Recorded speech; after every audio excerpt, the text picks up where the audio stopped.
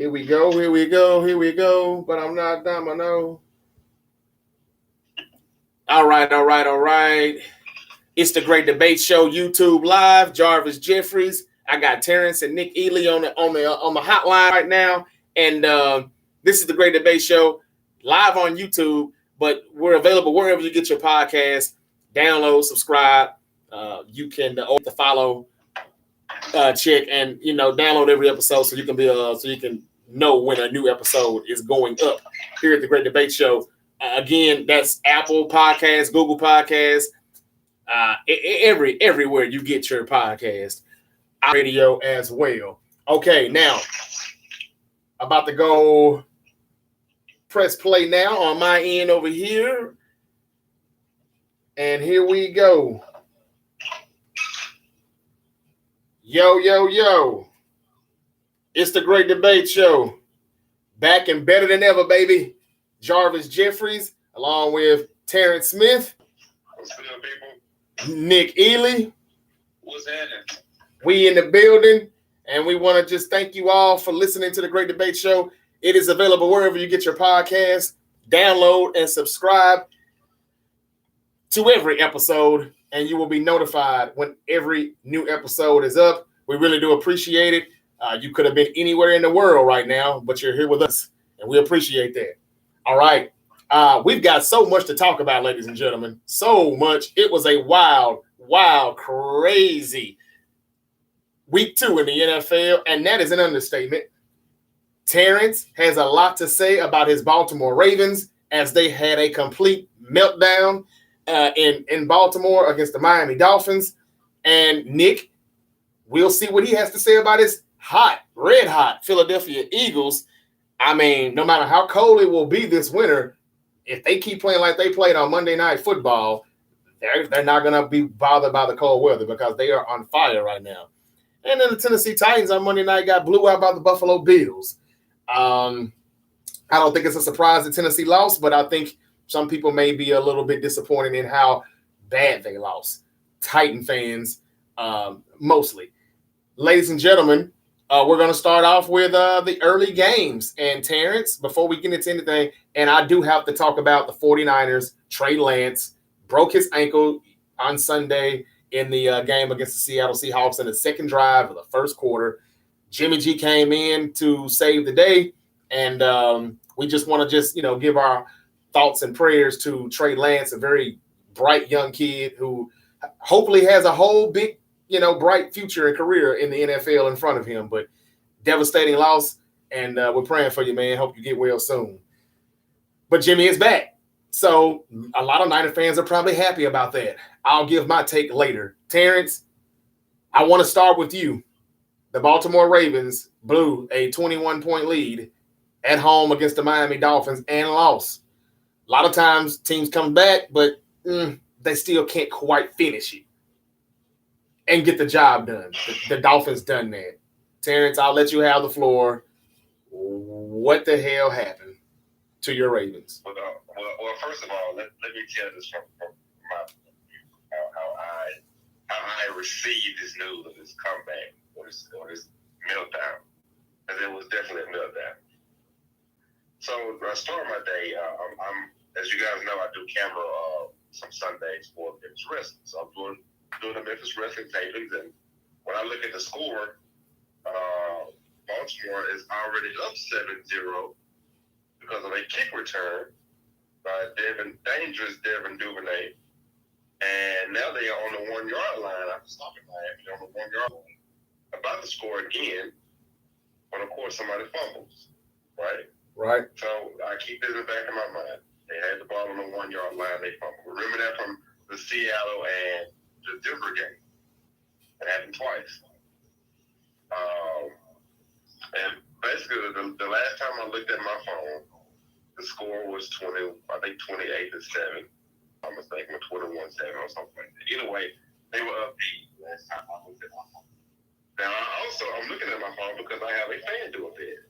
And I don't want to get into everything that was on the bed. I think I've shown to you guys. It was like a 10-leg, 11-leg parlay. And it was looking pretty good. That was the last time I got to look at my phone. So when the taping's over, I ask around and I say, hey man, who won the game? Because I'm just too nervous to check my phone. And my homeboy Bobby, he says, man, I think your Ravens pulled it out. Okay, all right. So I walk out of the building and I open my phone up and I go to ESPN first. The first thing that comes up is the comeback. And Miami wins the game. I was like, that's terrible. Like, I'm feeling terrible right now, as a fan. So I go to FanDuel and I check my parlay. And it was the comeback was the only thing I missed.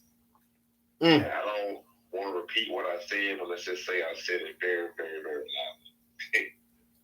It may have started with an F and ended with a K, but I said it very loudly. So that's how I got the news that Baltimore blew a lead. Now about the actual game, when I look around the league, the Baltimore secondary might very well be the worst unit in all of football. And the only unit I can think of is probably even on that level would be the Cincinnati Bengals offensive line. Jesus Christ. But the Baltimore secondary, literally last year, even though they had a lot of injuries, there's still something wrong from a schematic standpoint that's not allowing those guys to be in the right places. And I'm seeing some of the highlights because, of course, I missed the game. And it's like nobody's in position to make a play on the ball. When they are in position, they can't make plays. Just as a whole, their secondary is just absolutely god-awful. And right now, it is the difference between Baltimore being a top three, between 3 to 5 team in the league, and being, I don't want to call them average because they're clearly going to be pretty good, but they're not going to be great because they're secondary. And you got to keep in mind, they still got to play Cincinnati twice this year. We saw what Cincinnati did last year. And Joe Burrow had 400 yards in both of those games. And I don't see them being better now, even though they got some guys back. They did lose Cal Fuller. But, man, they got to be better than that. They just have to be better than that. And I'm disappointed for obvious reasons. Yeah, man, I'm not going to get loud. I'm just upset. I'll give you a listen. Right now, yeah. I understand. Yeah, that was a funny one to find out about. Boy, I didn't watch much. I didn't really watch the game either. I had some things going on this weekend. My girl's birthday, so we was out and went and saw The Woman King. By the way, so quick movie review. Woman King. Woman King is one of the best movies you're gonna see this year. I can believe that. I'm just gonna tell it to you like that. It's one of the best movies you're gonna see this year. I can believe that. Appreciate it. Sure, we'll check it out. Viola Davis did her damn thing. I believe it. Yes, sir.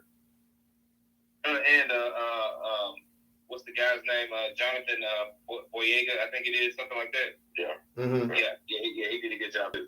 But all of them did a good job. But anyway, looking at how it happened. I mean, so a couple things that I can pull from the game. One, obviously, under no circumstances is anything at any point that Lamar Jackson for the game.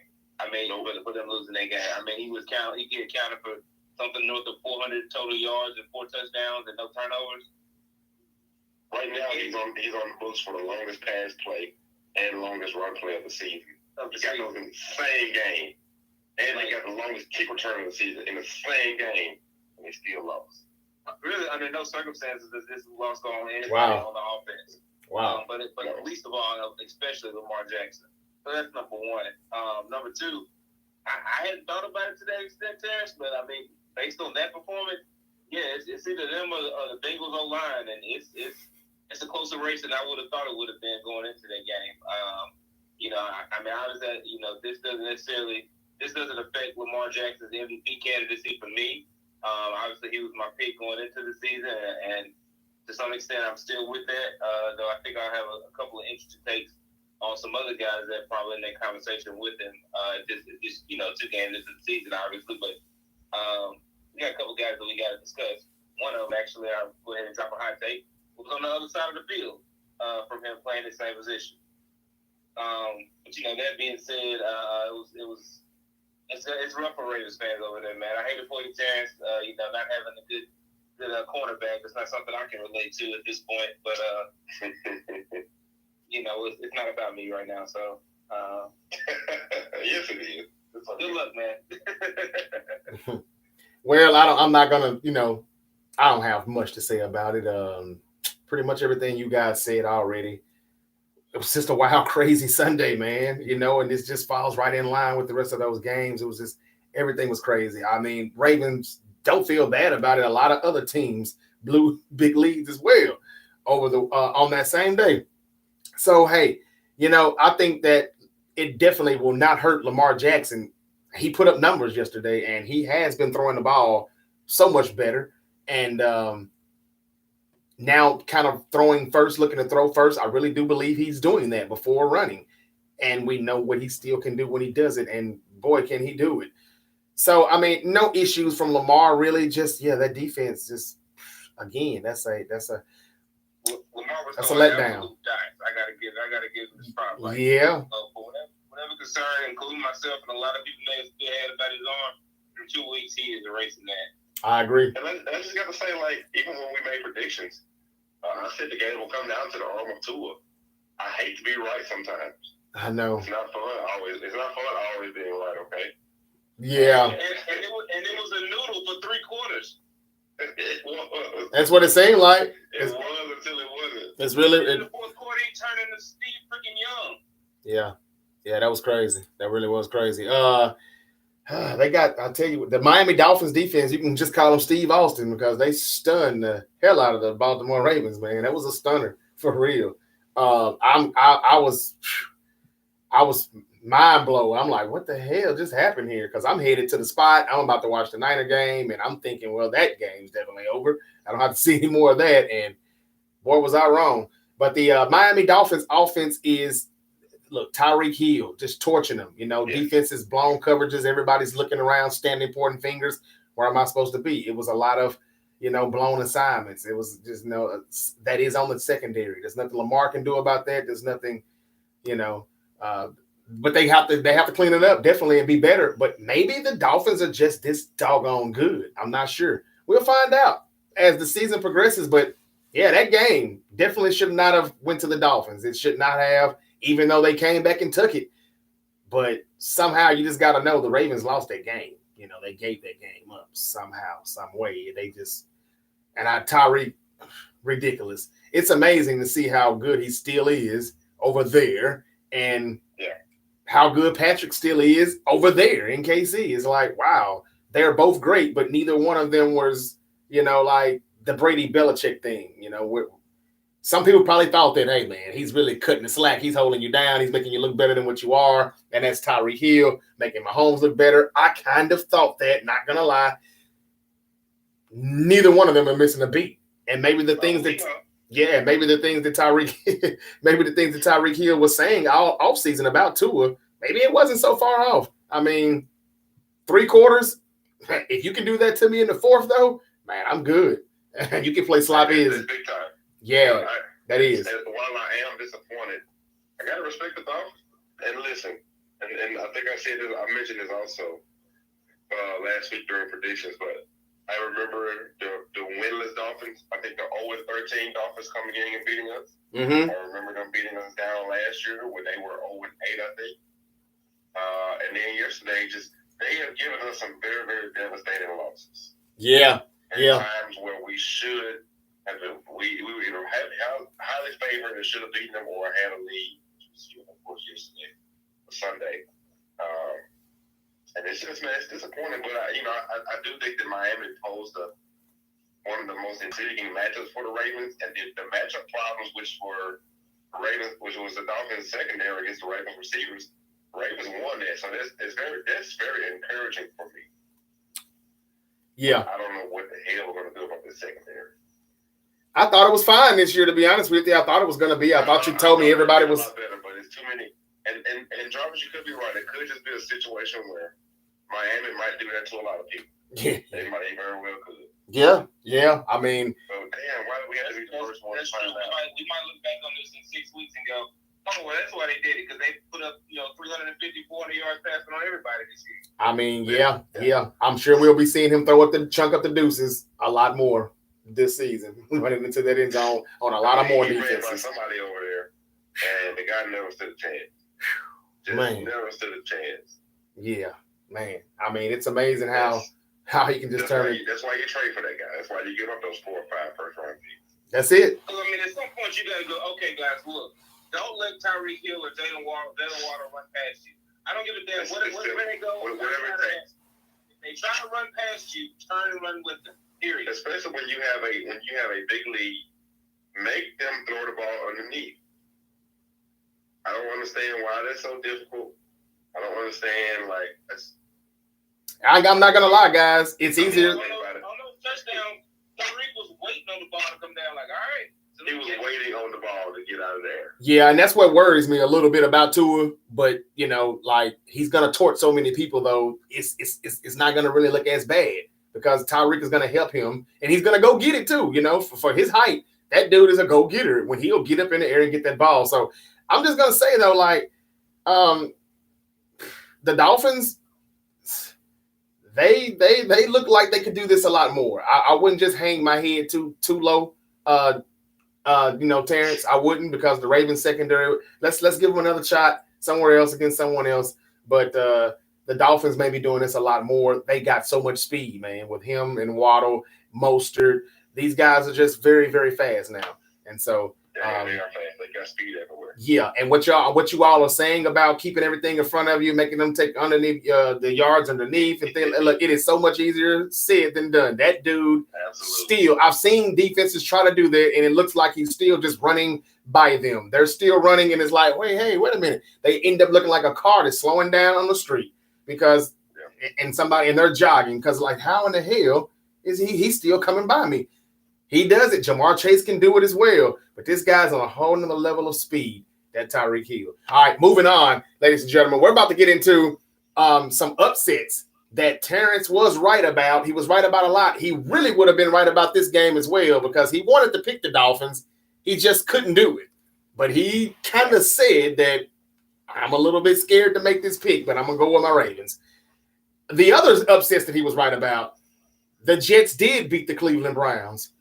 The Dallas Cowboys won. Cooper Rush, hanging with Mr. Cooper Rush, beat the Cincinnati Bengals. Oh, my God. What's going on with the Bengals? Are they going to have a Super Bowl hangover? That's never happened before, ever.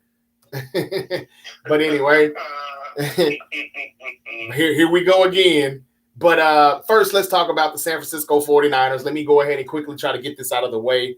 The Niners won yesterday, a much-needed win. I don't care what anybody says. They needed to win that game, and they did what they were supposed to do. I was very impressed with what I saw defensively, considering what I saw from Seattle last week. They didn't show any signs of that this week, thanks to the Niners and their defense. They came out and played like enough is enough. We know what we're about, and it's no monsoon today, even though rain did start to come down as that game was nearing its end. Trey Lance, though, the big part of the story, man, he's lost for the season. He had season-ending ankle surgery on early Monday after breaking his ankle Sunday against the Seahawks. Second quarter, early, just his first quarter, early in the first. Second drive, he's on a read option, kind of gets piled up. You can't really see how it happened or what's going on, and you have to slow it down, look from another angle, but you can clearly see that he broke it, and he didn't even realize it was broken until one of the O-linemen were trying to get him up, stand him up, and he went back down like, I think that's when he was like, I think my damn ankle is broken. So sad to hear. We hate it because not only is it bad for Trey Lance, and we wish him well, speedy recovery, hope you get back, but the bad part is we're going to have to go through this again next season. Whether Niner fans want to admit it or not, we're going to go through this again because even if Jimmy is gone from the 49ers, which he should be, this is his last year, although you just never know. But this is it as of now. And if Trey comes back for his third season, the questions will still be, well, we didn't get to see him play last year. He still hadn't played football. That's another year gone. Yeah. Can he do it? The inexperience is just going to be so questionable. We'll be doing this. And then so much can happen. And Lord knows, I hope everything is fine with Trey and he finishes his career with the Niners as a great quarterback and goes down as a legend, a Hall of Famer, all of that. Sounds good.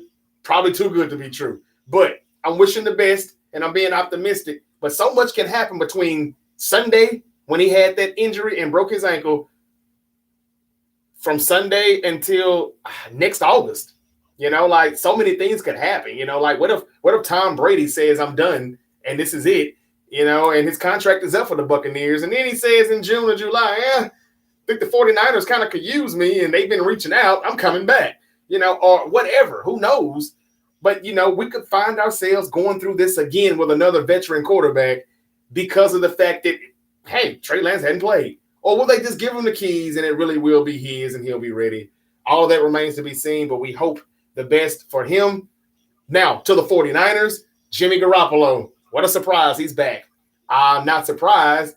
I'm just kind of surprised that it happened this soon. But it was a real injury. I don't think this is the way it was scripted, but hey, the show must go on. And he really did break his ankle yesterday, so here he is. Guys, what do you think about the 49ers now before we move on to the Cowboys and other games, the bigger games? What do you think the Niners are? I guess my question is, and I really don't have to ask Nick this question, but I still will. Guys, are the Niners better? And this is no shade at, Trey Lance. Wish him well. Hope he gets better. And I was ready for you, Trey. I really thought you had big things to prove, and you were going to do it if given the plays and the time to do so. But, guys, are the Niners a better team now that Jimmy Garoppolo is back on the saddle? Yes. Of course they're a better team now that Jimmy Garoppolo is back as the quarterback. I've been saying this before the season started. I said it as soon as they got his deal restructured and said they were re-signing him. I said Jimmy G is going to be the guy that leads it to the playoffs. Now, I did not want it to happen this way. Don't get me wrong. I don't want anybody to get hurt. Certainly not to the extent that Trey Lance got hurt. And as you've already said, speedy recovery, hope he comes back, gets a fair shot at it, all that good stuff. But they signed Jimmy G knowing for one reason or another we're going to need him to play football this year. And furthermore, there's more evidence of that is what it seems to come out of this contract, that basically every game, if he plays at least 25% of the snaps in a game, he gets like $250,000, and then he gets another $100,000 if they win. So that's how they structure it. Basically, okay, anytime that we need him, we'll pay him to be our guy for those games. And now we got to pay him to be the guy for basically 16 games, and we still not paying him what we were on the hook for him in the first place. So it's a win-win. They knew it. I knew it. I told you, Jarvis. I'm not gonna try to call in a bet on this one. Obviously, Trey got hurt. That is what it is. But Jimmy G is the quarterback, and your team is in a better position to compete for a title this season. And at this point, I'm much happier that I did not execute a trade for Deebo Samuel off my fantasy team because I was ready to let his ass go. I got you. That's a rough one because I feel like we know what they can do with Jimmy G, right? We also know that when it comes down to Jimmy G having to make that one play, and this is the difference between Jimmy G winning like 2 championships and just being Jimmy G. He typically does not make that play, and we don't know if Trey Lance could have made that play, and we'll have to wait a year to find out. Hopefully we'll get a chance to find out. But I just think we've seen Jimmy G's ceiling. And I don't know if that's better or not. Maybe they'll win more games than they would have with Trey Lance. That's possible.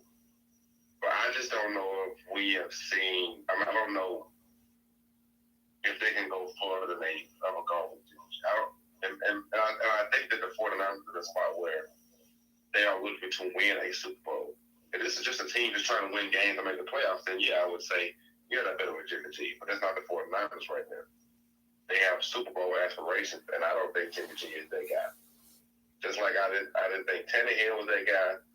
And there's a list of quarterbacks who they can win you some games, but I don't know if they can win that game. And clearly, Jimmy G has not been that guy. Yeah. To be clear, I don't even necessarily disagree with that assessment of Jimmy G. What I'm saying is I have never seen Trey Lance. I didn't think Trey Lance had to be even the guy to win you some games to be able to get you to the big game. I mean, that's fair because none of us have seen that. And I really hate that we're all robbed of an opportunity to see that. So, hopefully that guy makes a very, very speedy recovery. Yes. But I don't know. I don't know how to answer that question because I don't think that better for the 49ers is necessarily better for the 49ers. Most of the teams, that's fine. If you're the Cleveland Browns and you just want to win 10 games, cool.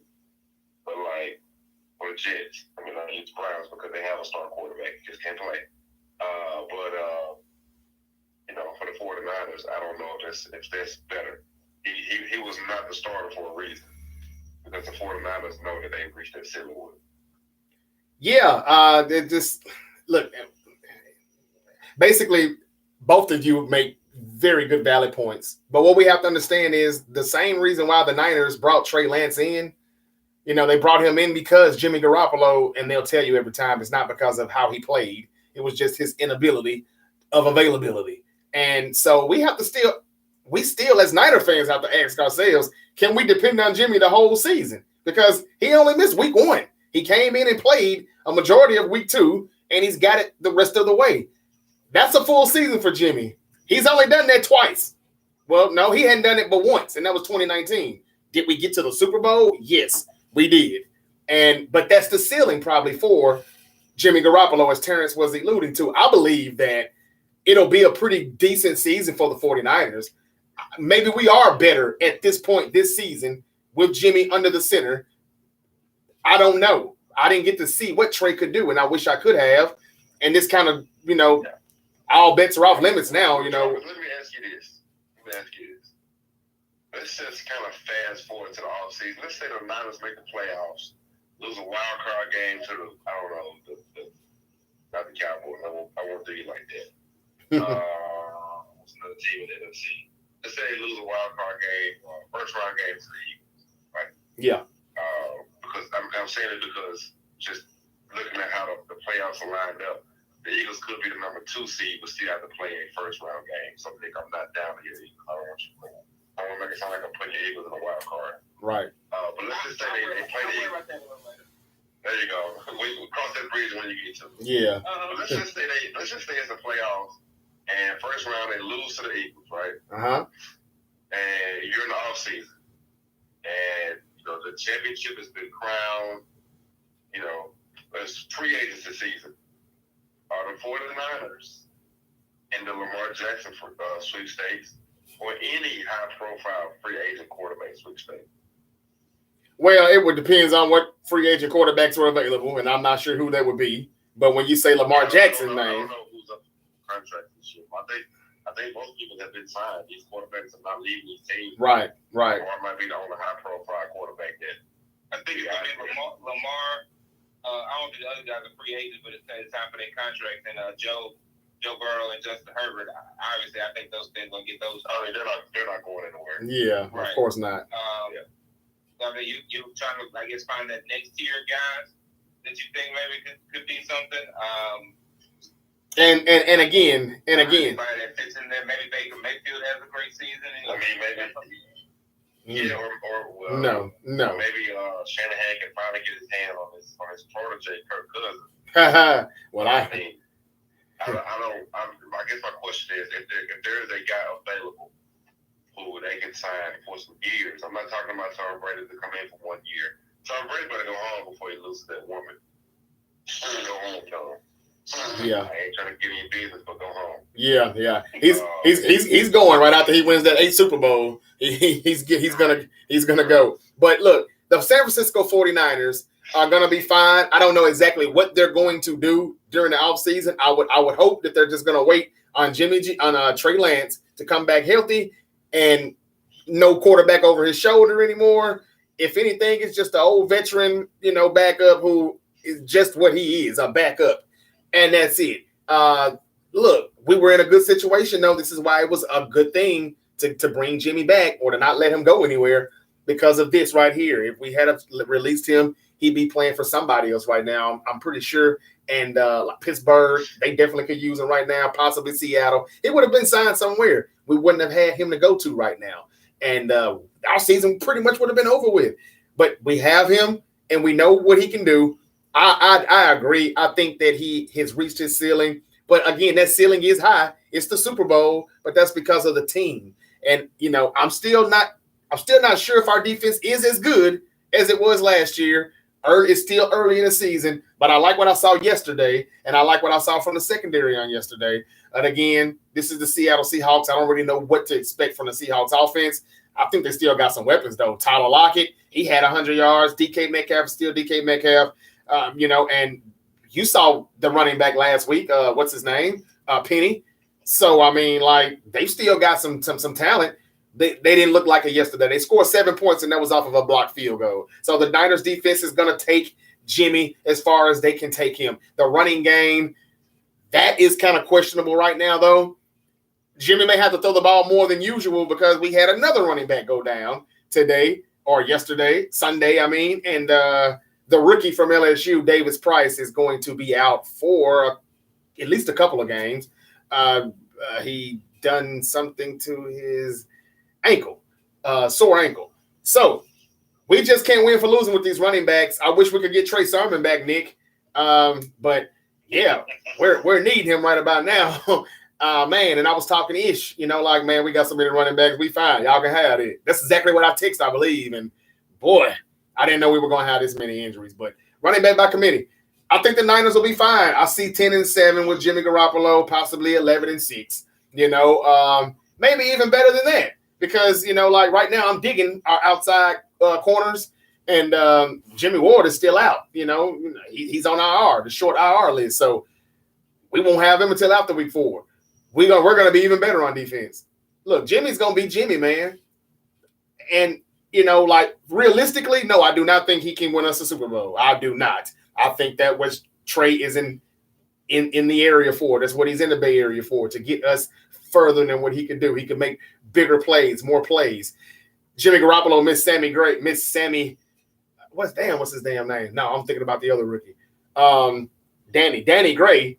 He missed him twice on deep routes, but he probably wouldn't have got it to him accurately anyway on the deep ball. But that's a fast rookie who's running like a 4.3 speed out of SMU. And Trey was going to really hook up with him a lot this season. I was looking forward to it. While Debo does what he does underneath, and Ayuk as well. And Kittle, when he gets back, Kittle still has been out as well. So the Niners will be fine, man. It's just that when we get to that part to where the Niners have to go to Philadelphia, or they have to go to Green Bay, or they have to go, who am I kidding? We can beat any of those teams in their stadiums. But if they stop the run, Jimmy G starts looking like a deer in headlights because he knows it's all on him and he can't get that done. Now, if it's not real, if this game is rigged, scripted, as I sometimes say on this show, then Jimmy is going to go pretty damn far just to prove his doubters like myself wrong. But the only way you can really prove me wrong is to give him the whole damn Super Bowl championship, like win it. And then, hey, I would love to be wrong because we will be Super Bowl champions. So it's a win-win for me, but I really do hate it for Trey, man. I know that's the name of the game, but I hate it for him. Linebacker Dre Greenlaw with the San Francisco 49ers also got a 2-year extension. He's been playing his butt off. He deserved it. The Niners still finding a way to save money and still keep everybody paid, the homegrown talent from within. All right, so sad to hear about Trey. Jimmy's back. Nick says we're a much better team. Speaking of a much better team, it's the Philadelphia Eagles. They snapped out on Monday Night Football against the Minnesota Vikings. The Buffalo Bills snapped out on the Tennessee Titans. But first, let's talk about this upset. The Dallas Cowboys and the Cincinnati Bengals. Cooper Rush, hanging with Mr. Cooper Rush, beat the Bengals in a Week 2 game. And Terrence was right for calling that. And yeah, me and Nick, we didn't go with the Cowboys. Of course not. I said, sorry, Cooper, but I just can't do it right now. And but I did say that the Cowboys were not a bad team, and I thought their defense is still good. I thought that it's the strength of the team, and I think that if Pollard got the ball more, they could be just fine without Dak, and they should probably look for more talent and replace him. Anyway, what did they do on Sunday? They got more out of Pollard. He had big plays. The defense was good. Micah Parsons may be the best defensive player in the league, and this is his second year.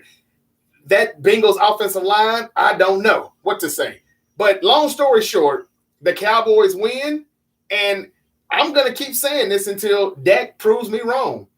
As soon as he goes down, the Cowboys get a victory. That's the same offense, the same receivers that Dak played with last week. And yeah, I know that was against the Buccaneers defense, but man, the Bengals was just in the Super Bowl last year. So they're no chopped liver.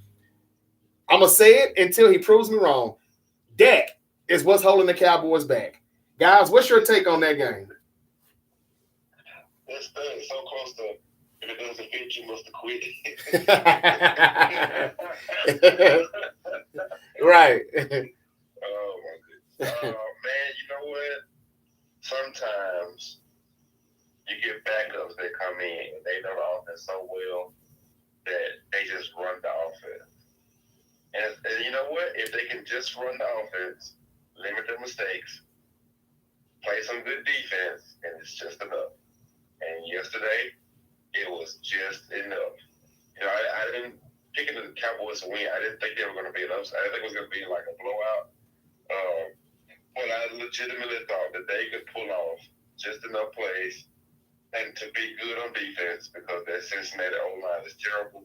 I saw TJ Watt get everything he wanted to get off them, and I knew that Michael Parsons would be able to do something similar as TJ Watt did. And it's just they got to fix that. If they don't fix that, listen, you can't. They have been fortunate to be even been in these ball games late. That won't always be the case. Mm-hmm. And yeah. You got a quarterback back there that you want to keep around for a little while. But let him take many more hits like he's been taking this year. Yeah. Yeah. And yeah, man. You're going to be hoping your backup will come in and do just enough. That's right. Nick?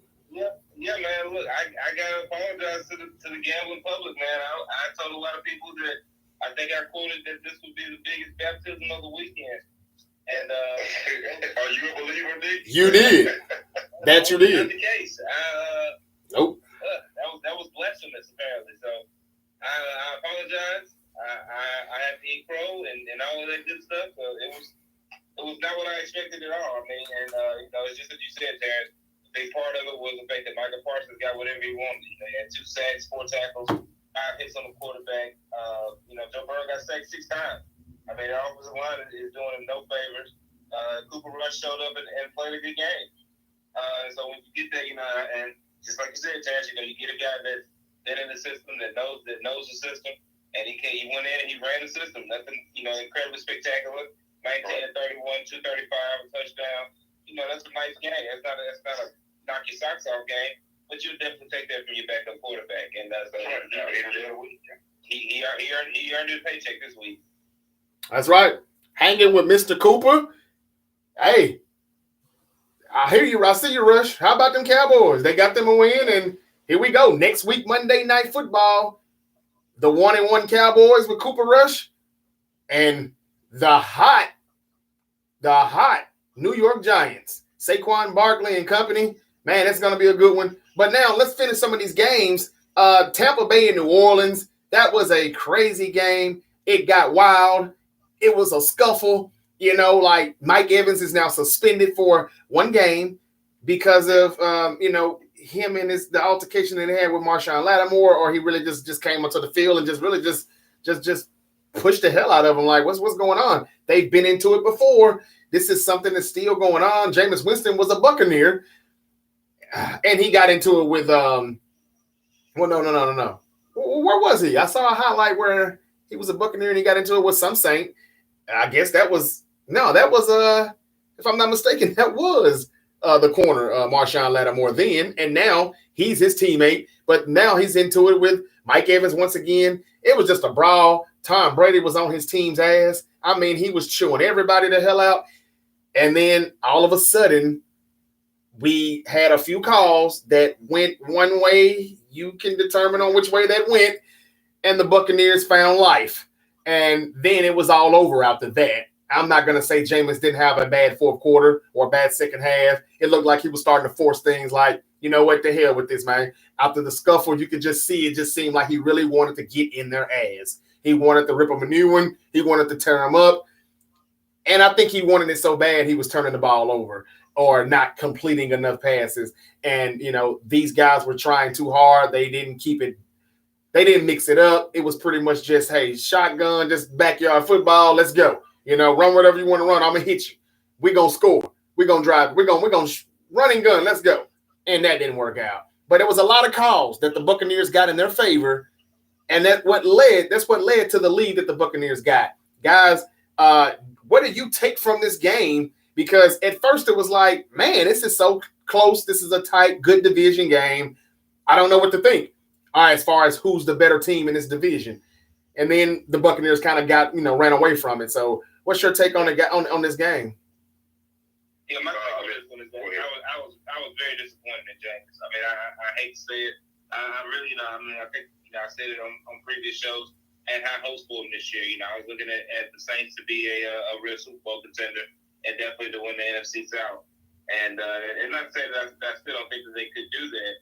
But Sunday certainly was not a step in the right direction for them in terms of trying to accomplish that. They just, especially in the fourth quarter, James didn't look like the same quarterback that we saw in the fourth quarter in week one. That guy showed up and threw for 200 plus yards, 2 touchdowns in the fourth quarter when his team needed it.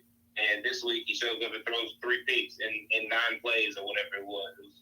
It was crazy, and there were definitely a couple of calls. I think I sent a text to you guys, to Jarvis specifically about his thoughts on how some of these things work and how there may be some evidence to that in this game. But at any rate, it was overall a disappointing game for the Saints.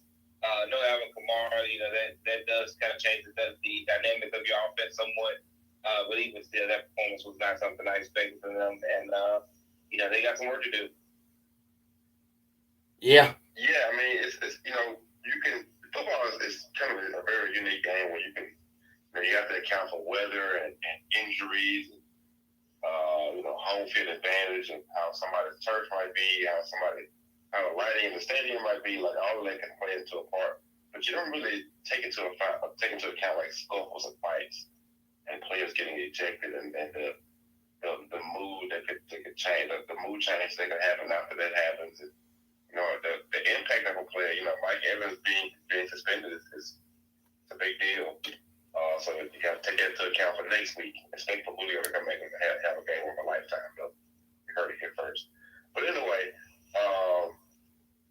that's a rough because when I picked Tampa to win, last thing I thought was, they don't have a fight and this fight will lead to Tampa, kind of getting reignited and everything that happened after that. So I don't want to take credit for this, man. It's just not something that's not football.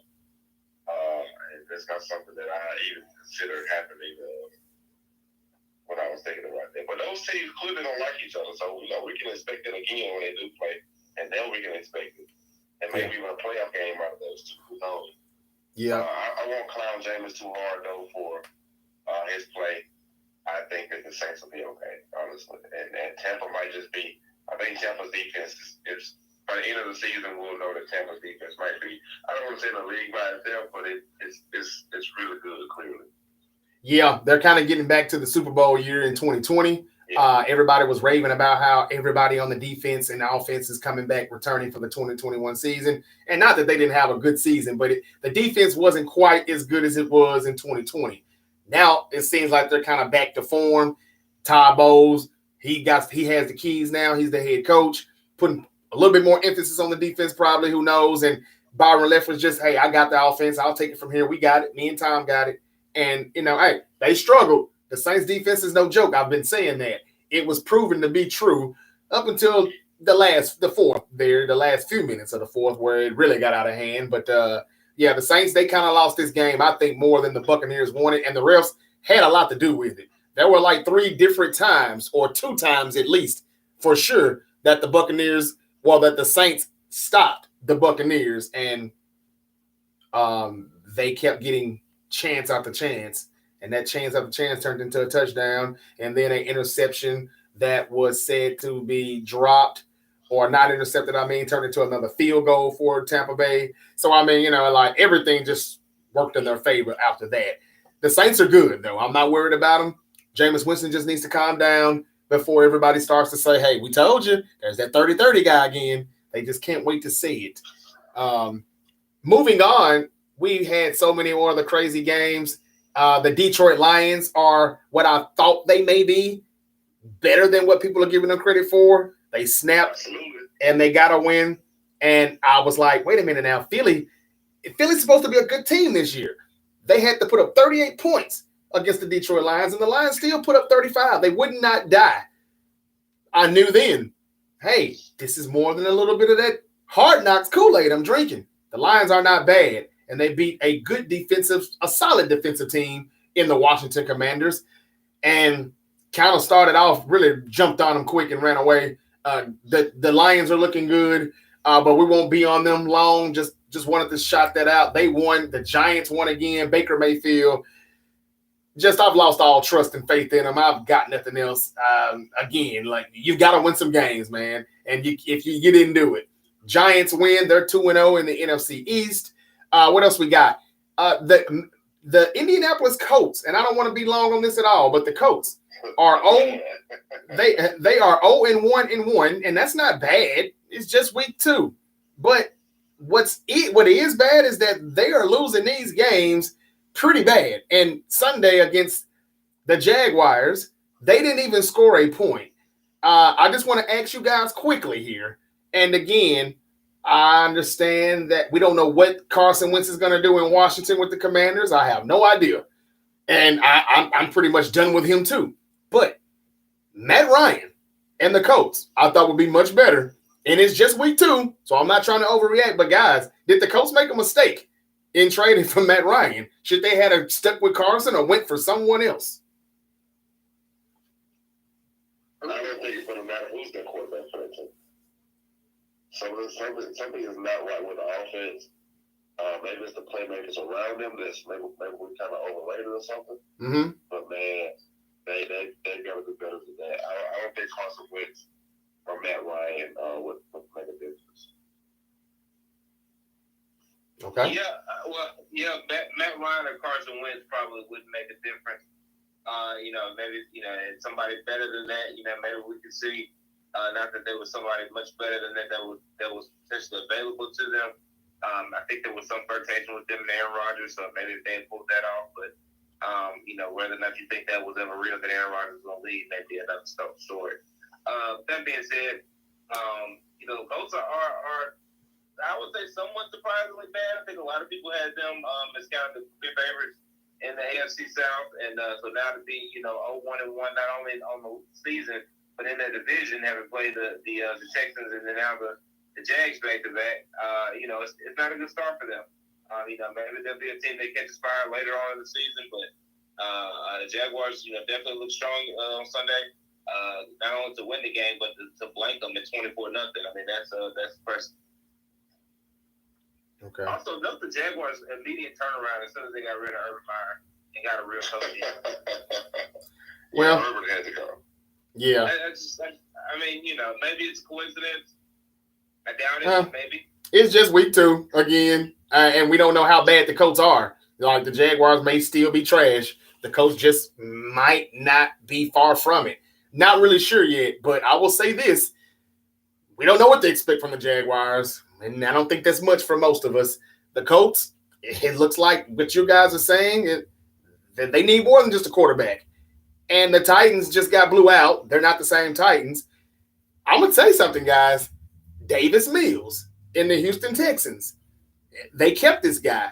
They didn't go for Jimmy Garoppolo or anybody. They stuck with this guy. And I know they haven't won a game yet. They have not won a game yet this season. They are 0-1-1. But that's not bad.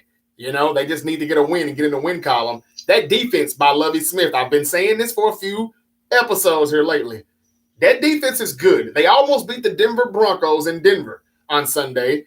And, honestly, they still can get a few wins here, and they're not behind much. I mean, nobody in the AFC South has proven to be dominant at all yet in the first 2 weeks of the NFL season.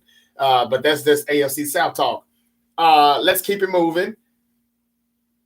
All of the rest of the Sunday games, I would say, what are we missing on the Sunday game? Green Bay got back to Green Bay. Aaron Rodgers, frustrated early. You know how it goes. but then they got it together a little bit. Lazard, Cobb, they got in the groove of things. Chicago Bears, they're just not quite ready yet.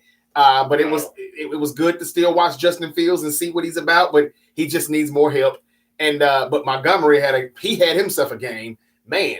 They just need to run the ball more. And I would say, and just try to make third and shorts. Maybe you can move the chains. You got Justin Fields and his athleticism, and man, he's good off play action and all those things. But they're just not ready yet. It doesn't seem. The Green Bay Packers, they're gonna get it together. We all know Aaron Rodgers is gonna find a way to get wins, and they're gonna get better. I just wish he stopped doing all the bad body language and the shoulder shrugs and the disappointment looks that he has in his teammates when things aren't going good. Stop doing that stuff on camera.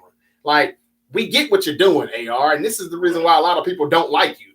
Like, I can't keep taking up for stuff like this anymore, AR. I get what you're doing. Like, oh, these guys suck. Like, y'all know I'm good, right? This ain't me. Like, stop it. You don't have to do that. And then all of a sudden, it's just all good when we score touchdowns and we win. But the Packers are back for now. They're 1-1, and they get a win over the Chicago Bears, as they always do. Now, I think that's pretty much it for the Sunday games. If I'm not mistaken, what are we leaving out? Jets had a nice comeback over the Browns. Yeah, the Jets beat the Browns. Nice comeback over the Raiders. That was surprising to me as well. And that was a crazy ending. Okay, let's talk about the Cardinals and Raiders then real quick. Terrence was right about the Jets, though. They beat the Browns. I just don't want to waste any time on either one of those teams. The Browns dropped the ball there, though, because that's a game that they should have won, and that hurts them and Deshaun Watson when he comes back, because they should be 2-0. But anyway, yeah, they lost to the Jets, and Robert Saleh, he said, "Hey, man, yeah, I'm taking those receipts," and he started collecting, thanks to Flacco.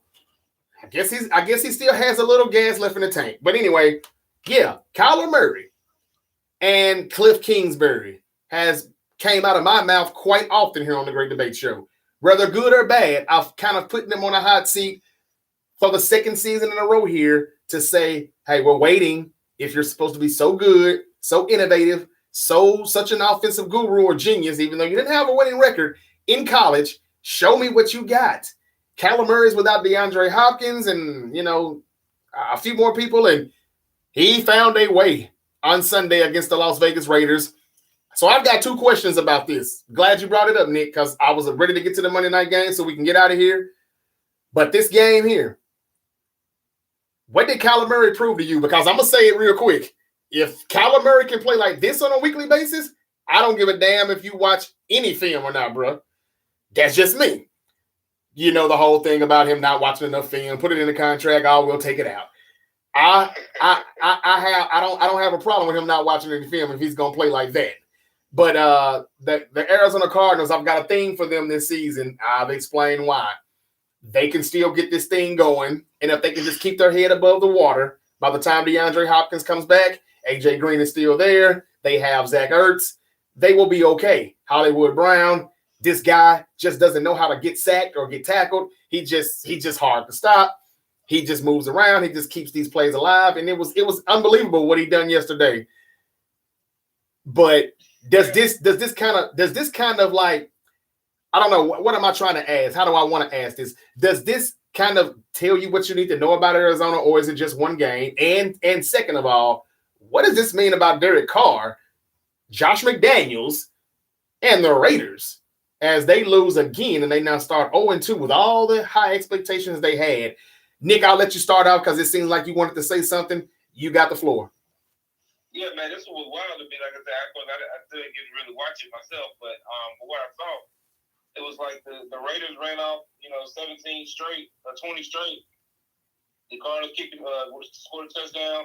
Raiders respond with a field goal, and then the Cardinals turn around and run off, another 23 unanswered to win the game. I was disappointed, looking at the Raiders.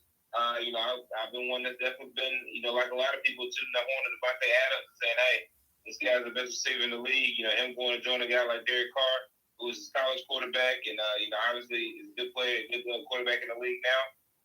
These guys can really, do some things. And Devontae Adams certainly did not have the game that I expected out of him. Derek Carr, obviously, he had a pretty good game, statistically speaking. But to not be able to get it done in that situation is disappointing. I was really more disappointed in the Raiders than I was just so much impressed with the Cardinals. Certainly, it was a good win for the Cardinals, good win for Kyler Murray, because I've also been one that's been very critical of him. But this doesn't necessarily just pull my opinion on them just too far in a positive direction. You know, I've seen where he does have talent. I've seen where he's had some good games, but I don't have faith in him long term at this point. Yeah, you've called him overrated, haven't you? You've called him overrated, haven't you? Haven't you used the word overrated? I did. Okay. I said that. Okay. Yeah, all right. I mean, just confirming. Backing up that. I mean, like I said, he has the talent and the capability to have some great games. But you know, kind of the way you look at Jimmy G and say, hey, this is the plateau. He hit his plateau. You know, I don't think the plateau with Kyler Murray is much higher than what we've seen to this point. You know, maybe a second round playoff exit. Maybe depending on how long you keep him around, maybe an NFC Championship game at one point. But you know, I just don't see it in him. I don't see it with him and Cliff Kingsbury together, certainly. And so, you know, this is a flash in the pan more than anything for me. Right. Gotcha. T. Yeah, Nick, I'm kind of with you. I'm more disappointed in Las Vegas than I am. And I was happy about Arizona's performance because if you have to come down from that many points down, something went wrong somewhere in the game. And you know, it's always good to come back, but you know, it could have been a situation where Las Vegas could have still won that game. Hunter Renfrow fumbled twice in overtime, and of course, one of those ended up being just a straw that broke the camel's back, or some other kind of cliche adaptation. Signifies what happened. So I'm very much more disappointed in Las Vegas than I am excited about Arizona. I think the jury is still out on Kyler Murray's ceiling, though. Because I think Kyler Murray, if he can figure out how to be consistent later in the season, will be fine. I think his problem is just that he just tapered off most of the time. He tapers off before the playoffs even get here. So I think the jury is still out on his ceiling, and I'm excited to see him maybe go to the next level because, listen, out of all the quarterbacks, I think he's got more weapons than anybody once DeAndre Hopkins is back, and he's still that guy. You got DeAndre Hopkins and Hollywood Brown, and still have AJ Green, still have Zach Ertz, and even the running back out of the backfield, Turner out of the backfield. That is a pretty good lineup of weapons for Kyler Murray to use. So he doesn't have those excuses at all. Right. So we'll see where it goes. But I mean, kudos to them on getting a tough win. Las Vegas just got to be better than that. Yeah. And we also forgot to mention that Bill Belichick and the New England Patriots did exactly what Vegas said they would do. They went into Pittsburgh and they beat them. Me and Nick couldn't see it happening. We were wrong. I don't know if Terrence picked the Steelers or the Patriots or not. But I picked the Patriots because I just do not trust Trubisky. Oh, okay. I got you. Well, we were all on the same. Okay. Yeah. Well, you got it. And we thought that Trubisky or not, the defense is still good, and we didn't know what the hell the Patriots had going on. But, hey, Bill Belichick said, hey, man, don't forget about me now. What happened to Triple B's? So Bill Belichick, biatch, he got him a dub. Congrats. Patriots won. Trubisky, he's not the answer at all, and we definitely have to get William Jones on. I don't think we have to wait any longer in the season to pretty much confirm that Trubisky just can't get that many points on the board, man. He can't. He's not doing anything either. So, moving. And I just got to say, too, part of it is Trubisky. Part of it is that offensive system. It is not conducive to explosiveness. Mm-hmm. Well, Deontay Johnson. That is a dig and dunk system. Yeah, Deontay Johnson looks pretty good. They have good playmakers. They got Claypool. I like Claypool. Claypool is that is a dig and dunk system. Yeah, well, they got to. They got to stop dinking. I'm not a huge fan of Claypool. I like what I saw yesterday Sunday from Deontay. The young guy out of Georgia, right? You said what? Pickens. They got the young guy out of Georgia too, right? Is it Pickens? Pickens, yeah. Yeah, George Pickens, yeah. But I mean, look, Pittsburgh can draft receivers very well.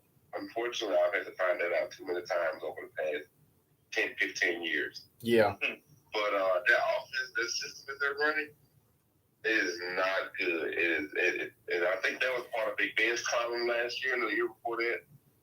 because he complained a lot when they first installed that system, if I'm not mistaken. But it is a dig and dunk system. It is not designed for big plays down the field. That shows. Yeah, well, they need to do something. I mean, whenever they're ready for Pickett to come in and play, I'm sure Steelers fans will be ready to see what he's got because I think we already kind of know about Trubisky. But moving on, there's pretty much nothing else left for Sunday's games other than some questions that I'm going to wait till later on in the season to ask. If Jared Goff continues to do what he's doing right now in Detroit, and he's still playing good football, kind of makes you wonder, like, did Sean McVay get a little impatient with him? I know Stafford got him a Super Bowl immediately, but Jared Goff has a lot more years in the tank, we think, than Stafford because he's much younger. I don't know. But, hey, let's see what the Detroit Lions do. Let's see what the Rams do as the season progresses. I don't know if the Rams are getting back to their normal selves or not. They may be getting everything together, but they let the Atlanta Falcons hang around in that game.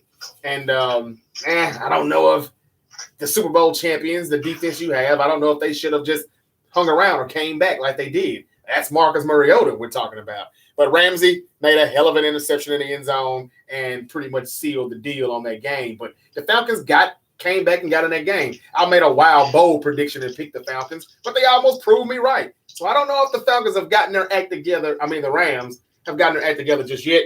So I just wonder, did the Rams give up on Jared Goff too soon? We'll find out. There were boo birds in Denver on Sunday, and I'm wondering if John Elway made the wrong hiring for the head coach because that guy just seems like he doesn't get it. It was so bad. And again, it's just week 2. Yeah, it's rough right now. It is. It was so bad that the fans were counting the play clock down for the offense. And we're talking about Russell Wilson at quarterback. Like, I don't understand what's going on. I didn't see much of that game. I'm not going to lie. Trying to watch 2 and 3 games at the same time, especially the Niners. I can't tell you everything play for play, but it just looks like the Broncos are really struggling here. And they're not starting out the season the way I predicted them to. But it's just week 2. But, yeah, they definitely need to get better. Clock management, coaching, everything just seems to be pretty bad. And they're suffering a few injuries too, man. I think Judy may be down. Not sure if it's serious or not. He's day-to-day. Patrick Surtain is day-to-day. And they host the 49ers on Sunday Night Football for week 3. Wow. Yeah. What else was that? What else? I think that's about it. So, guys, let's hurry. Let's jump into the Monday games. Real quick, the Tennessee Titans and the Buffalo Bills. The Titans got blew out. The Bills are good. We know the Bills are good. That's the synopsis of the game. That's pretty. The Bills are good. I don't think anybody can say anything different. I don't think so either. The only thing I would want to add to that is it must have been real bad and disappointing for Titan fans to watch their team get dragged in Buffalo while watching A.J. Brown in Philadelphia be at the same time who he is simultaneously, as it was all going on at the same damn time. On split screen. I know that had to feel terrible. John Robinson, GM of the Titans, shame on you because, like, there's really not a lot to show for what you got in return for giving up A.J. Brown, and he's on another screen tearing it up for another team. But that's it for the Bills and Titans. I've been saying about number 1 receivers the whole time we've been doing this show. Man, we've been saying it all along, man. I mean, and again, the Stephon Diggs thing worked out. I'll admit. I mean, look, he's tearing it up in Buffalo, but Justin Jefferson it seems to work out for both sides. It took a year. It's got to be like the fairest trade I think I've seen in quite a long time in life. Probably so. But this here, it's like the Titans were banking on that as well. And we don't know yet. Burks, we don't know yet. It's just week 2. But again, to see AJ in Philly and to see your team getting swamped, and it's like, man, we really could use AJ tonight. I know that's a bad feeling, but I'm not throwing any shade toward that rookie Trey Burks. He may be good. And it did take year 2 for us to just say, okay, yeah, Justin's definitely that guy. But here we are. We'll see how he looks next year, the rest of this year. But before we move on to the Eagles game, Nick, and I'm going to let you start with it, Malik Willis did come into that game. Even though it was over with, they brought Malik Willis in, and, Vrabel is going to say, well, the game was over. Don't want to risk an injury to my starting quarterback. He wants to see what he has in Malik Willis. And, guys, it's coming. I predicted around week 8. I think he let us know on Monday Night Football it's not going to be that long, just depending on what the Titans record looks like. But they are 0-2, and they gotta get it together. If he throws a few picks on the next game, he will be getting pulled, and it'll be lights out for him in Nashville. Eagles and Vikings. I thought this game would be much more competitive than what it was, but I was very, very dead wrong. I got so much to say about the Eagles and Jalen Hurts, but Nick, I'm gonna let you start off with. It's your team. You've got the floor. You are 2-0, and the Vikings are 1-1. What did you get out of the Monday Night Football watching your Eagles in prime time? So I think I'm going to surprise a lot of people when I come on here and say that I think the Eagles need to be considered among the class of the NFC, considered a team that may end up being the number one seed in the NFC, and is a legit contender for the Super Bowl because of the maturation of the arm and the brain of Jalen Hurts. I am happy to be wrong because going into this season, I think I've said previously that, I hadn't had a lot of faith in Jalen Hurts. I didn't really see, the quarter him becoming the field general and the traditional pocket quarterback, at least to the extent that we need him to be, along with his athleticism. And in 2 games, I mean, he not only has he shown that, he's a legit candidate in the MVP race. I mean, if you look at him, Josh Allen, Patrick Mahomes, Lamar Jackson, and Tua Tagovailoa, if we're being honest about it. These are guys that, if all with the exception of Lamar, have the teams that 2-0 are, tops in the league in passing at this point, and just really being playmakers and distributors out there. And so I'm definitely happy to report that. I have nothing else to add. T. Man, I don't really have anything as far as like I think the Eagles are going to be a really dangerous team this year. And this is kind of along the lines of what I kind of predicted.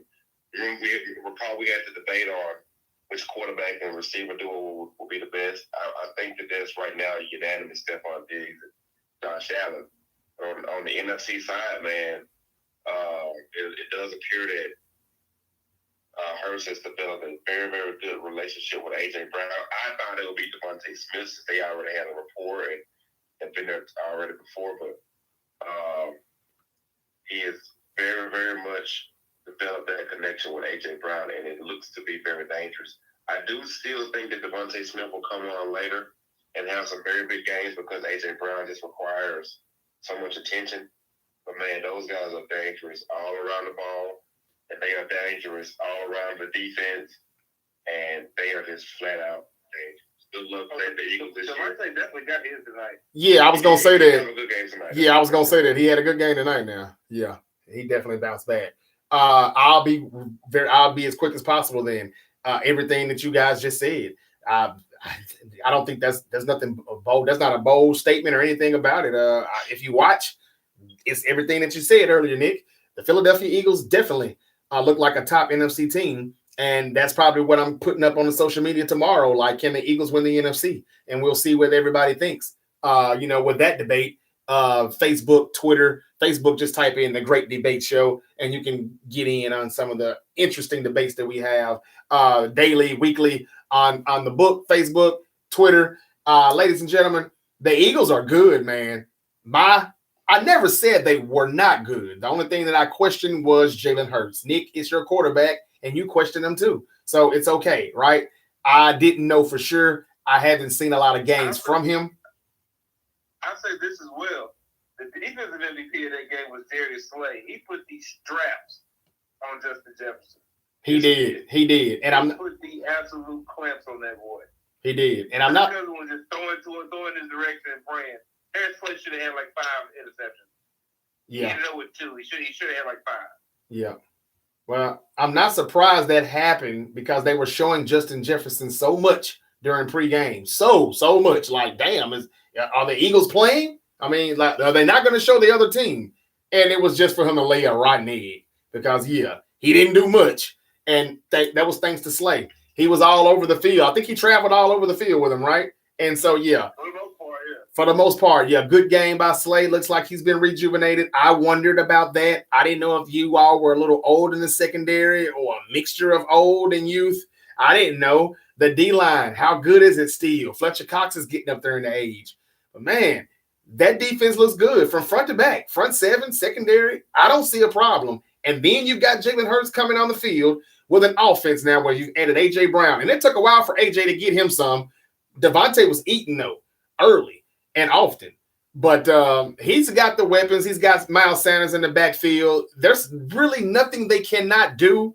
I would like to see the deep pass a little more, even though he did hit Devontae early, and it was a bomb. But, I mean, it was – he acquitted Watkins for the touchdown. Watkins, that's right. That's who that was. But it was just kind of more like I can chunk it. They let him go. He chunked it. It could have been still inaccurate. So I'll give him credit. I'm not trying to discredit him for that pass. It's just I would like to see more. Now he took another shot at AJ. AJ didn't, he didn't even get behind the corner, so he couldn't get separation. And the ball was now that was inaccurate, but that's a good thing because again AJ wasn't open. So I like to see more on the deep ball. But I mean that did look pretty good, and they really didn't punt for the most part, not much. The Eagles look good. The only thing I can say about this game is that the Minnesota Vikings defense, they stayed in a two-shell defense like their entire game. They made no adjustments. So it was kind of like, okay, Jalen looks good, but they didn't throw anything different at him. They didn't hit him with the kitchen sink. Nothing. They didn't really a hammer or they didn't chuck anything at him. So, they didn't disguise anything. There was no different looks. It's like, whew. Well, I know I said they would slip a little bit with Zimmerman being gone, but the offense would be so much better with the offensive coach. It would probably, outweigh that. And no, not tonight, because Kirk Cousins couldn't get it going because they were getting blew out the water so quick he had to throw more. So there's no Dalvin Cook. He was basically a non-factor because of that, and he just couldn't get going. But the Eagles defense has a lot to do with that still. I don't have anything to say, man, other than watch out, NFC. The NFC is not that strong anymore this season. And other than my Niners, and again, if we keep losing people with injuries, we will not be in that category, in that topic. Just a playoff team. We don't know what to think about Green Bay. We know they'll come around. They'll be all right. But, I mean, if the Rams get their act together, yeah, they're still probably the best in the conference, but we don't necessarily know that. Philly looks the best so far in these 2 weeks. And again, I can't believe I'm saying this right now, but the surprising teams and the better looking teams as far as defense and who can actually win games in the winter time from what I see right now. I can't believe I'm saying it, but man, the Eagles can win in January anywhere. The Dallas Cowboys defense can win in a few stadiums right now in the postseason if they can just get, the quarterback thing straight. And Dak is coming back, but I just think he's holding them back. And then you've got the Giants, who are undefeated right now. The NFC East not looking bad at all right now. And so, yeah, the Eagles definitely could be good. They are good, and they are dangerous. I think they're going to be a problem. And I'm saying that because I see that Jalen Hurts is the man. Good ball placement, good accuracy on the short to intermediate routes. He has that, knows when to run, very smart, knows how to get down, and he avoids getting hit. So, yeah, man, I like it. He's a very chilled guy, pretty cool. And I have nothing else to say, man. But congrats, Nick. This is going to be a good season for you. It looks like it, barring any major injuries, man. Y'all are definitely on to something. Hurts is everything the Cowboys want Dak Prescott to be. Yeah, I would say that. Okay. So are you? I thought about this on the other day, and I'm glad I saved it for that. When Dak Prescott's career is over, Dak is going to end up being, and I want to make sure that this is not offensive. I'm just looking at the way his stats are looking. Dak is going to end up being the black Drew Bledsoe.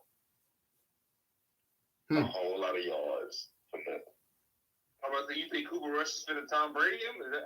Is that where we're going with this? No, but his Tom Brady might be on the way. He did do some Tom Brady-ish stuff on Sunday against the Bengals. I'm not gonna lie. I mean, not overreacting, but and got the victory. He did it when it counted.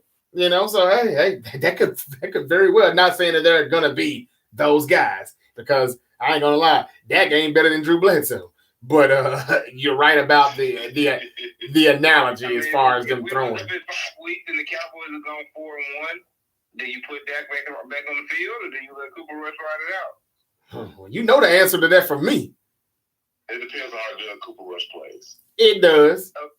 Okay, if you look up in 5 weeks, you're 4-1. Cooper Rush is averaging 250 yards passing the game, 2 touchdowns, and he's not turning the ball over much. What I would do, I would even rush Dak back at that point.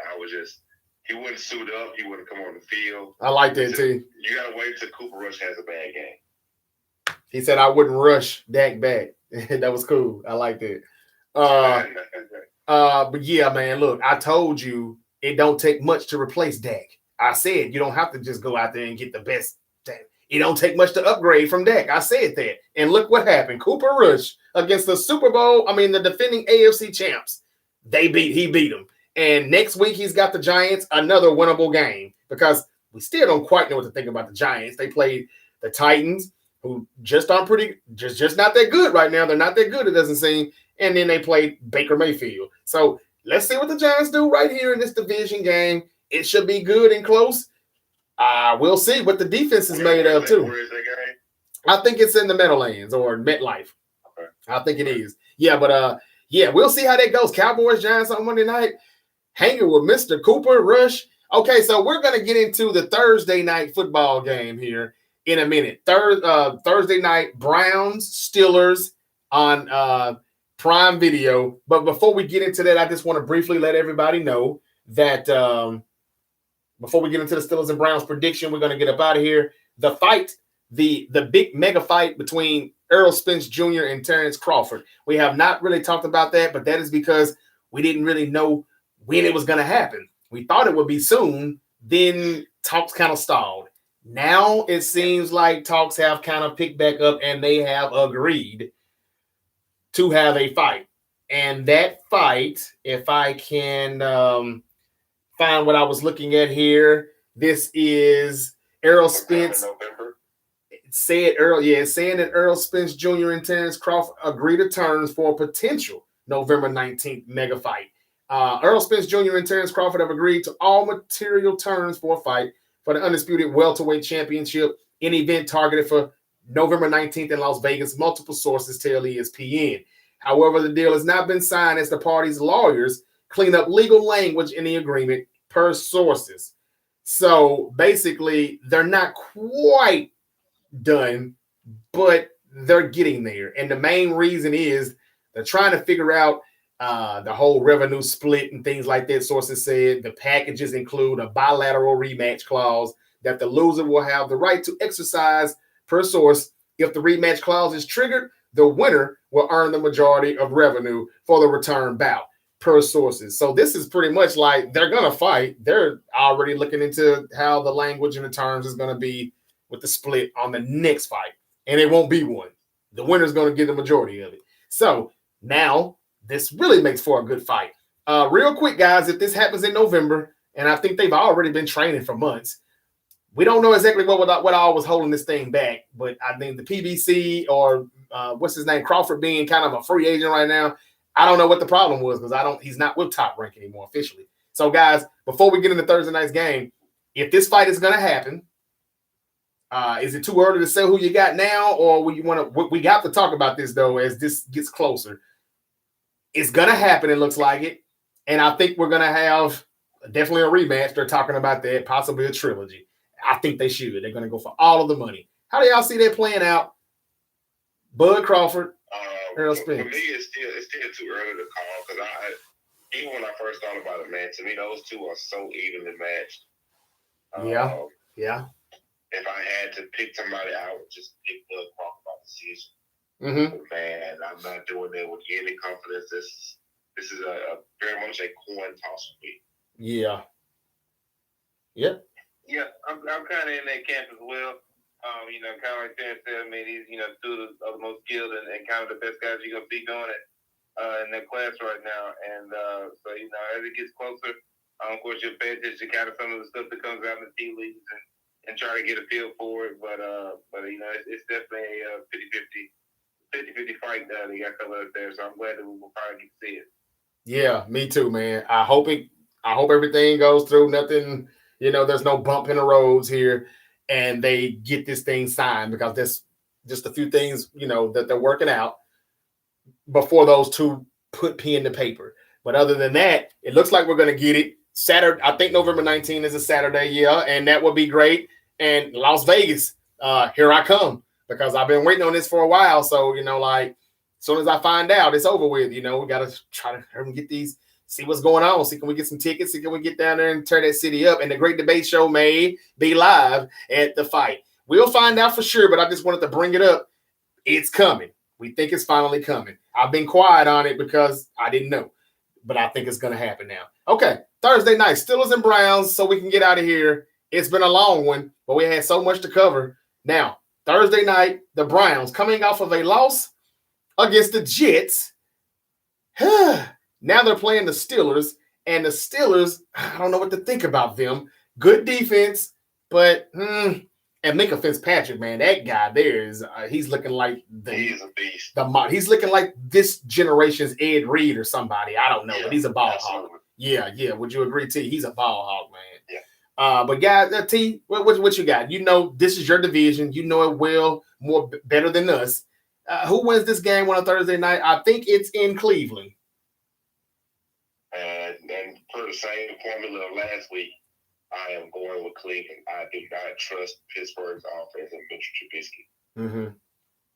Yeah, and I think that at some point they got to rid themselves of the offense and start it over because it's not good. I don't see this being a high scoring game at all. 24 to 13 maybe or something like that in favor of Cleveland. But yeah, I don't know who's favored or who's or anything like that. But I'm rolling with Cleveland just because I think they can get a few more plays, even with the Pittsburgh defense being pretty good, but with TJ Watt being out for a while, I think that Cleveland can make just enough plays to win the game, and who knows, they might even score on defense. I can see that. Sounds like you would take Cleveland to cover based on the early line. Then Cleveland is a 5-point favorite, and then the over-under is 38.5. Okay. Based on that, you would take the under as well, 24 to 13. Mm-hmm. Get you to 37. It'd be a tight under, but you pull it up there. So that's what somebody wanted. So y'all want to look at that's Terrence suggested. That could be exactly what the score is, or at least the points. At least the points. It definitely could be 37. Right at 37. There you go. But I'm gonna agree with him. I think I take Cleveland to win the game. Because, like you said, that defense is just entirely different without TJ Watt, and Pittsburgh offense just looks very anemic at this point. And I don't know what I know what the fix of that is. They need a better quarterback, but I don't know how they're going to be able to fix that. Just kind of based on their current situation because they got 3 quarterbacks that are in essence the same player in my opinion. So, good luck. Obviously I've always have faith in Mike Tomlin as a coach to be able to figure some things out and to kind of help elevate a team to be better than the sum of his parts. But he's definitely got a challenge in front of him this year. Yeah. Well, I'm taking the Cleveland Browns, I guess, as well. Jacoby Brissett, still not bad. That's a good, decent, solid offense. They just need their quarterback to just make it so much better.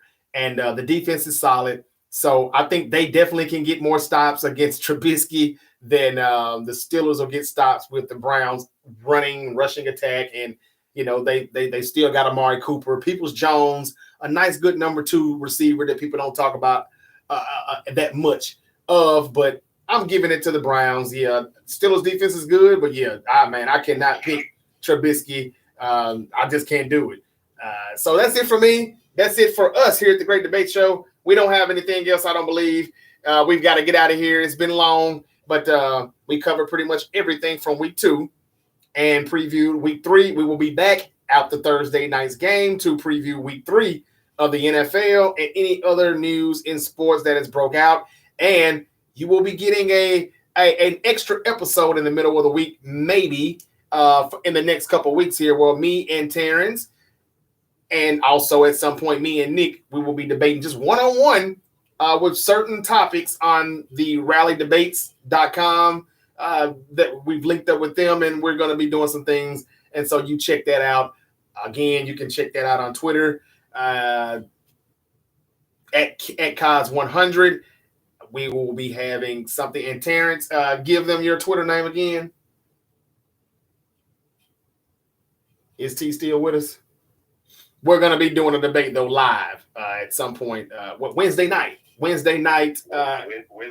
Yeah, Wednesday night. And so check it out, and it'll be good. And then we will actually be putting it out, too, for everyone to hear as an original podcast episode the next day. So that'll probably be available on Thursday then. We'll be back after Thursday night's game. Guys, is there anything that you want to leave with the listeners from week 2 or whatever? It feels great to have the best team on the show. Don't you have to beat both? When you have to beat the Ravens and the Niners in the same season to say that? I think based on what we've seen through 2 weeks, I can pretty comfortably say I've got the best team on the show. Okay. All right. Yeah, I you know what? I'm not. The last thing I'm about to do is argue on Baltimore's behalf. Right. I hear you, man. It's just week 2. I know I said that a lot last week about week 1, but it is still just week 2. It's early in the season. I'm not overreacting, and I'm not trying to not overreact on any team. But I do like what I've seen from the Eagles and Jalen Hurts. I have given you the credit and said that you do look like you could definitely be a problem in the NFC. And, hey, some people are already tweeting Buccaneers-Eagles NFC Championship. I saw it earlier tonight. So, hey, there's a lot of people that's got confidence in you. I saw a tweet that said our country doesn't have the infrastructure to handle a Bills-Eagles Super Bowl, which is kind of crazy because they do have 2 of the craziest fan bases. So I'm not sure exactly where you want to host that one. Yeah, it'd be a lot of crime going on in Arizona that Super Bowl weekend. That's probably what would go down. Yeah, you're right. Bills Mafia and the Eagles fans. Oh my God, you're right. That would be. I wouldn't want to be anywhere around there probably. But Bills are like a watered down version of the Eagles fan base. Like the Bills fan base is nice. Okay. They donated money to like somebody's charity last year after they beat them. Mm-hmm. They have a very nice fan base, man. And I respect them. Okay. Well, I'll tell you who isn't nice. Fan base is god awful. It's just nasty. They are nasty. They're as nasty as it gets. I'll tell you who isn't nice. Nasty as it gets. I'm not like them, like the rest of those Eagles fans. That sounds like another similar trope, but anyways. But no, man, the Eagles fan base definitely can get pretty wild. They throw snowballs at Santa Claus. They can. And speaking of fans that can get pretty wild or not too nice, the Las Vegas Raiders. So it seems that somebody struck Kyler Murray in the face yesterday after the game as he was giving a few high fives to some of the fans on his way to the tunnel or whatever, and back to the back. And yeah, somebody sucker punched him or they hit him some kind of way. I hadn't seen. I saw the video. I hadn't seen it. So did he get hit? I gotta get a closer look at it. I kind of saw it snippet, but it was kind of slowed down. But it looked like the guy was basically after Kyler first scored the last touchdown or whatever.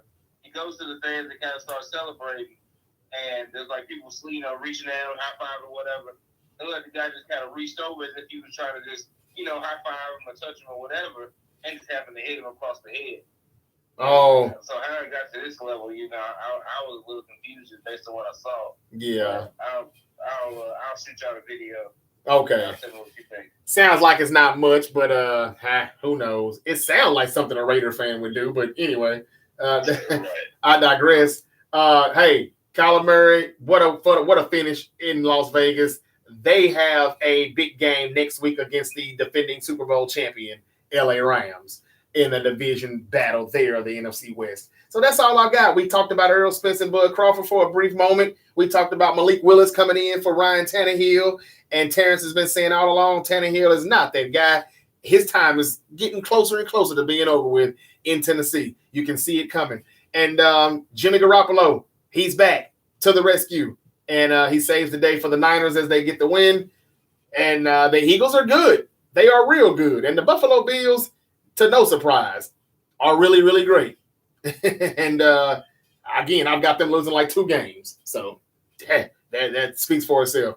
Week 3, Browns Steelers will be back on a Friday to talk about that Thursday night, Friday morning, and that's it. It's been a terrific. Hope everybody has a terrific Tuesday, and we are out, right, guys? That it? We are out, absolutely. All right, that's it, man. We're out. Hey, we'll be back next week, later this week, and hope everybody enjoys their week. Be safe. Hey, peace out, guys. Yo.